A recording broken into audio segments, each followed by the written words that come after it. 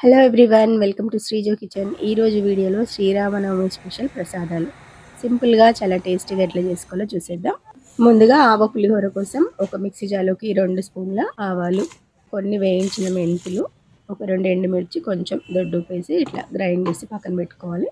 ఇప్పుడు వండుకున్న వేడి అన్నాన్ని ఒక ప్లేట్లోకి వేసేసుకొని ఇందాక గ్రైండ్ చేసి పెట్టుకున్న ఆవాలు పొడి ఉంది కదా, దాన్ని ఈ అన్నంలోకి వేసి కలుపుకోవాలి. ఇట్లా కలపడం వల్ల ఆవపిండి అంతా అన్నంకి పట్టేసి టేస్ట్ అనేది చాలా బాగుంటుంది అనమాట. వేడన్నంలో కలిపేసి చల్లగా వరకు పక్కన పెట్టేసేయాలి. కరివేపాకును కూడా పచ్చిది అట్లా వేసేసుకోవాలి. వేసి దీనిపైన మూత పెట్టి పక్కన పెట్టి ఇప్పుడు తాలింపు కోసం ఒక ప్యాన్ పెట్టేసుకొని దాంట్లోకి ఆయిల్ పోసేసుకోవాలి. ఆవాలు, జీలకర్ర, ఒక గుప్పడు పల్లీలు వేసుకోవాలి. ఎండుమిర్చిని కూడా వేసుకొని అవి రెండు కొంచెం వేగిన తర్వాత గుప్పెడు శనగపప్పు ఇంకా మినపప్పును కూడా వేసుకోవాలి. దీంట్లోకి పచ్చిమిర్చి ఇంకా అల్లం తురుమును కూడా వేసేసుకోవాలి. కరివేపాకు కొంచెం ఎక్కువ వేసుకోవాలి. వీటన్నిటిని వేగించాలన్నమాట. ఇవి వేగిన తర్వాత కొన్ని పప్పులను తీసి పక్కన పెట్టుకోవాలి. పల్లీలు, పప్పులు అనేటివి. తర్వాత కొంచెం పసుపు వేసుకొని చింతపండు గుజ్జును కూడా వేసేసుకోవాలి.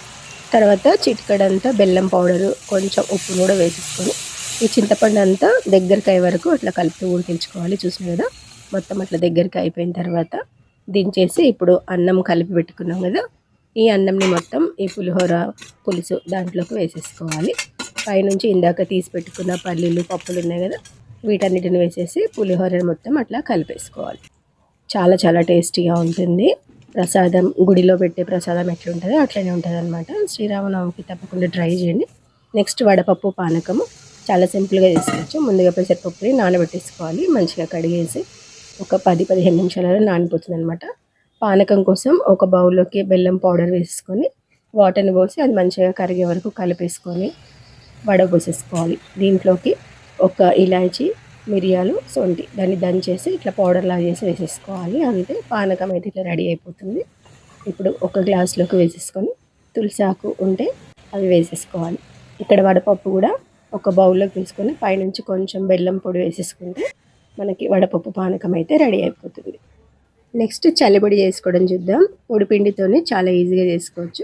ఇట్లా పొడిపిండిని ఒక 2 స్పూన్స్ వేసుకొని బెల్లం కూడా వేసుకోవాలి, ఒక 2 స్పూన్స్ వరకు.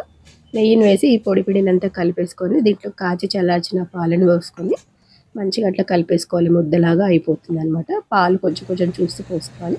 అదంతా కలిపేసిన తర్వాత పైనుంచి ఇంకొంచెం నెయ్యిని అప్లై చేసేస్తే మనకి చలిమిడి అయితే ఇట్లా రెడీ అయిపోతుంది. సో చూస్తున్నారు కదా, చాలా చాలా సింపుల్గా టేస్టీగా మనం ఈ ప్రసాదాలన్నీ రెడీ చేసేసుకోవచ్చు. శ్రీరామనవమి రోజు పొద్దున్నే దేవుడికి ఇట్లా నైవేద్యం పెట్టేసుకోవచ్చు అనమాట.